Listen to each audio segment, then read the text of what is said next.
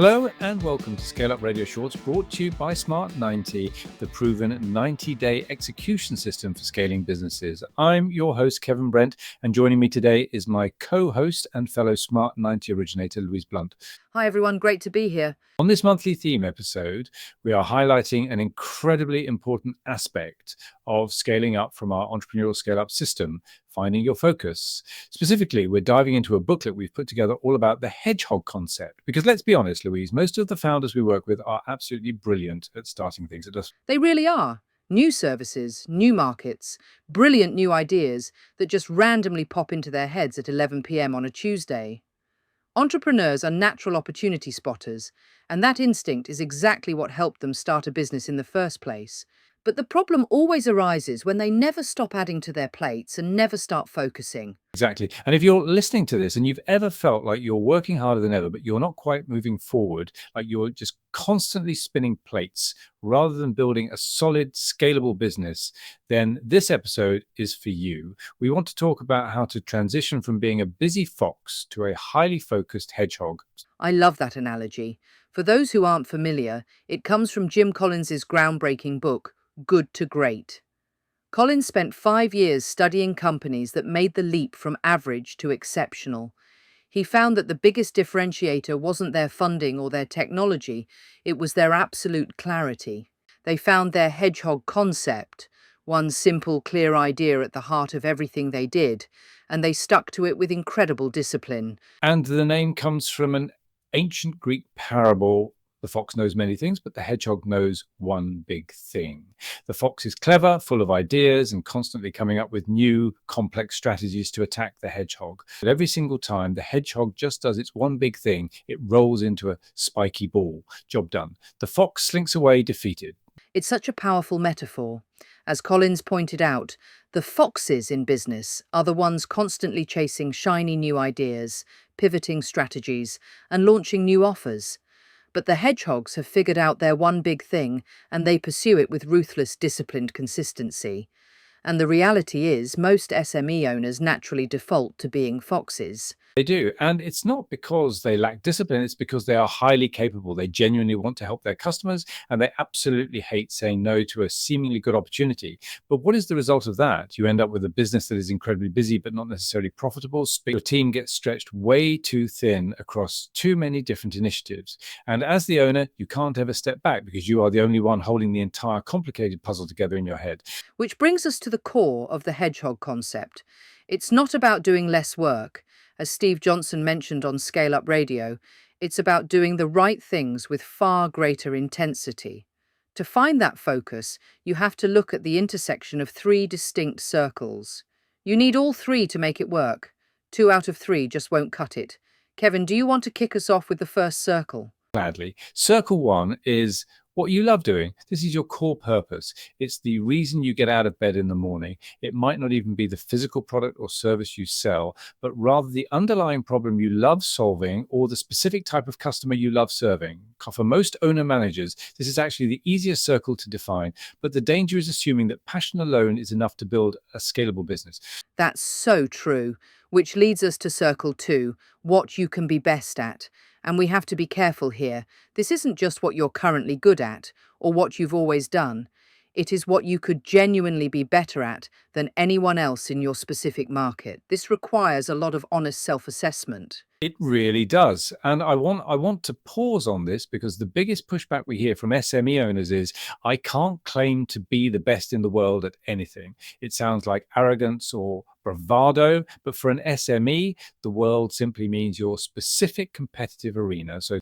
And you don't need decades of global dominance. Being best in the world might simply mean being the most trusted specialist installer in the Southwest, or the absolute go-to HR consultancy for the care sector of the Midlands. It's about having a clear, honest edge that your best clients already recognize. Spot on. If you can't realistically be the best in a particular area, no matter how long you've been doing it, it shouldn't form the core of your long-term business strategy. And then we have Circle 3, what makes money? Collins calls this the economic denominator. It's the single metric that, when you improve it, drives the health of the entire business. frames it as profit per X. So depending on your model, it might be profit per client if you're in professional services, profit per job if you're in construction, or profit per recurring seat if you're in software or managed services. It's about getting brutally honest about how your business actually makes money and aligning all your decisions to protect and improve that specific number. So the hedgehog concept sits right in the middle, overlapping all three of those circles. Passion being the best in your arena and a solid economic engine. To give a real-world example from our ScaleUp Radio guests, let's look at Matt Wheeler and Sam Taylor from Made by Studios. They started out taking pretty much any creative work that came through the door.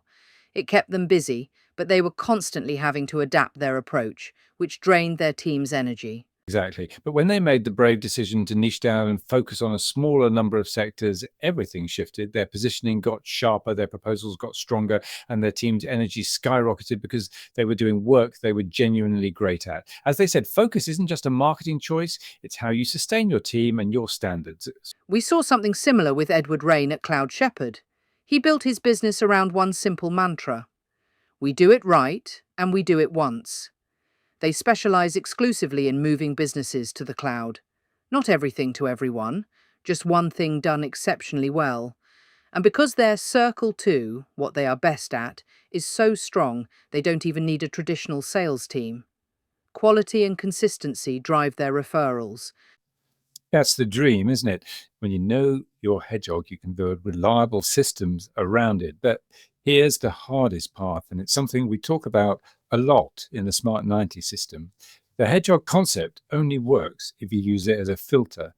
That means you have to learn to say no. Yes, saying no to things that sit outside your three circles, even when they look incredibly tempting. It might be a prospect that's slightly outside your ideal client profile or a shiny new service a competitor just launched. But every decision that is consistent with your hedgehog reinforces your business, and every decision that isn't dilutes it. Our panelist Doug Anderson put it perfectly on a recent ScaleUp Radio episode. When you are clear on your one thing, you finally stop the busy fool work. That phrase, busy fool work, is worth sitting with for a moment. How much of what fills your week as a founder genuinely moves the hedgehog forward, and how much is just frantic activity? If you're tired of the busy fool work, the booklet we're discussing today actually includes a brilliant 90-minute focus session to help you find your hedgehog. We highly recommend blocking out 90 minutes away from your desk, ideally with your leadership team.